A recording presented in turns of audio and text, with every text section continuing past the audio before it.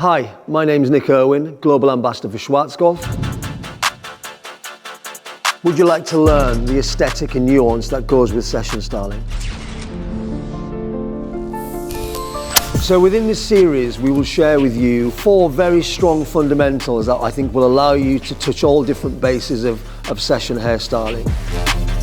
To unlock some tips and tricks, things that maybe you wouldn't always do in the salon, and hopefully be able to apply that to what you do as a hairdresser. With the 4 chapters that we've created for Session Secrets is to look at maybe the 4 main fundamentals of what you would need to learn or understand to be a session stylist. If I'd have known some of the things I've learned now as a session stylist back early on in my career, I would have probably been a little bit more fast-tracked into doing hair a certain way. It's about unlocking a sensibility that allows you to be able to apply that to anybody in front of you. So this is Session Secrets.